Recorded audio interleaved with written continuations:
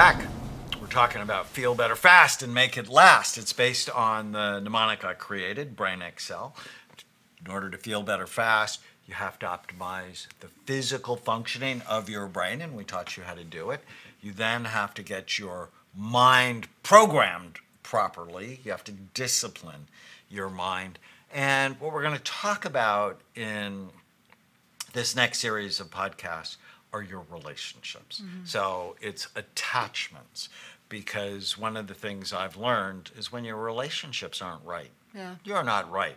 That is the fastest way to feel worse. Mm-hmm. And if you want to feel better fast, you want to get your relationships right. Really interesting. In church, we actually, last week was all about community and relationships, and about how much, I didn't realize how many times throughout the Bible it talks about how much we need each other. I was like, wow, that's really interesting. But it's like very clear. It talks about how important it is to be together as a community, relationships, how people need each other. Because I think so many of us tend to think, oh, I can do this on my own. But it's not healthy for us. We are a relational species. We are a bonded species. We desperately need each other to survive.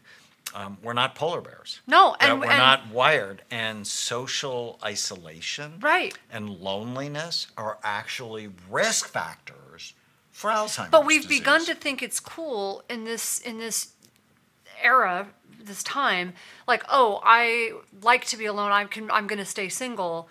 And it's interesting, though, that they tend not to be as healthy. People who are single tend not to be as healthy. Well, that's not completely true. So men who are married live longer than men who are not married, in large part because their wives harass them to stay healthy, to do the right thing. But women who are married, according to one study, did not live as long but it depends as women on who you're married who to. are not married, because they didn't have the stress of having to get the other guy but it depends healthy. on who you're married to, because you take really good care of me. You make me my little cappuccino in the morning, and you don't, stress my life out. So it depends on who you're married to. Totally. Yeah. Right? But what I've learned is you are powerful. And if you're in a bad relationship, there are a lot of things you can do to make that relationship worse. You know that's true. Oh, so and we're out in the hallway. There's a lot of things you can do to make it better. So we're out in the hallway. I'm holding my brand new little niece, and she's 2 weeks old. And my niece, who just had this baby, says, oh, she can go from sleeping to screaming in 2 seconds flat. And Daniel goes, well, so can my wife. You want to see? You're such a brat. It just shows how powerful we are in our relationships. Now, I don't choose to get Tana screaming at me. But, the fact that I know I can get her to scream at me means I can also get her to smile at me. Right. I can also get her to kiss me. I can also get her to love me. I think I can count on one hand how many times you have done that in 13 years. You're a fast learner. I'm a fast learner. Right. Right. And the pain is overwhelming. Right. So, pair bonded species, relationships. And you have power. Are incredibly important. And in Feel Better Fast, I don't know, it's like going crazy with all the mnemonics and Feel Better Fast. But when it comes with relationships, I like relating. So RELATING. And so we're going to talk about that in these podcasts. And the R in relating, you want to have great relationships? It's responsibility. Mm-hmm. What's your role? Yep. If you're a victim, as we talked about with the ants, you're not going to have good relationships. So I went through a very hard divorce before I met you. And one of the reasons I went to therapy for almost 2 years wasn't because I hated him so much. I mean, my divorce was hard. That wasn't the reason. Yes, it was to get over some of that stuff. Mostly it was because I didn't want to carry that on, number one, to my daughter, and number two, into the rest of my life if I ever did get married again, because I thought I was going to have to stay single forever. But one of my aunts. Fortune telling. Right. But if I did meet someone, the last thing I wanted to do was take my part of it into that relationship. You need to take responsibility for your part, or you'll never be happy. So, what is it I can do today to get what I want? Now, you first have to define what you want. And on our podcast, we've talked about the one-page miracle. On one piece of paper, write down what you want. That's actually in the inspiration part of this book. But if I'm really clear what I want in my relationships, then I ask myself, well, does it fit? If I say this, does it fit? If I do this, does it fit? And I'm really clear on what I want with Tana. I want a kind, caring, loving, supportive, passionate relationship. And I always want that. Right. But I don't always feel that way, right? If I haven't slept, if I'm stressed, I'll get a bad thought in my head. And if my frontal lobes are working right, I will catch myself and I'll go, does that comment fit the goals I have for my life?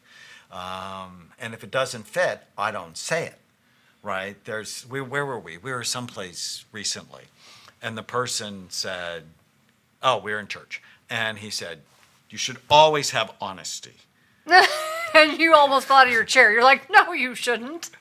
You absolutely should not say everything you think. But that's different than, So not saying it is different than lying. It's omission, but it's different. Saying, you don't need to say something mean just to say something mean. Just don't say it. So if she says, how do I look in this skirt? You should not say, you look like the back of a school bus. That's what he said to it. He said that to someone else. Anyways. I mean, it needs to be filtered. What you say needs to be filtered through the goals and there are you kind have ways for your to life. say things if you are sophisticated enough. And if you're not, just don't say it. So. And often when you do that to me, when I say, how do I look in this? If I don't think you look great in it, I'll go, what do you want me to say? I've learned, what do you want me to say? Because then you'll go, oh, you don't really like it, or I want you to tell me and the I want truth. you to be honest. But Because I want they you to don't always want you to be honest. Oh, no, I want you to be honest, but there's a way to say it. You could say, well, you have other things I like better. That's being honest in a nice way, right? There are other things in your closet I like better. And I often tell my patients, there are ways to say things. Right. And there are ways to say things. Right. And that's why you need a healthy brain to have a healthy relationship. What our friend Earl Henslin often says, if there's no forethought, there is no foreplay. Yes. And so thoughtfulness is very important.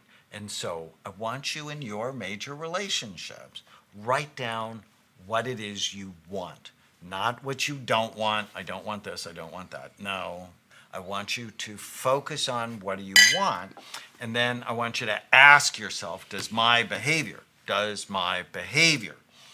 get me what I want? Yeah. The E in relating is empathy. It's being able to see things from another person's point of view, not just your own. Mm-hmm. And this is what autistic kids and adults often lack. Mm-hmm. And there's actually a system in the brain for empathy. It's deep in your frontal lobes. It's called the mirror neuron system. And you're able to sort of have a sense what is going on in someone else's head, and so you can adjust your behavior. Now, you can't read their mind, as we talked about in the rational mind section, but constantly understanding what's going on with the other person is so important to relationships, because without empathy, your relationship's not nearly going to be as good. Yeah, Chloe's actually oddly good with empathy for a teenager, for someone her age. Well, there are actually people called empaths who are loaded with empathy. They're actually medical empaths. Judith Orloff is one who can literally read the health of other people. Now, I can't do that. But working on help me understand this. You stay with us. We're going to talk more about relationships and relating so you can improve the quality of your relationships to feel better faster. Use the code podcast10 to get a 10% discount on a full evaluation at amenclinics.com or on our supplements at brainmdhealth.com. Thank you for listening to the Brain Warriors Way podcast. Go to iTunes and leave a review, and you'll automatically be entered into a drawing to get a free signed copy of the Brain Warriors Way and the Brain Warriors Way cookbook we give away every month.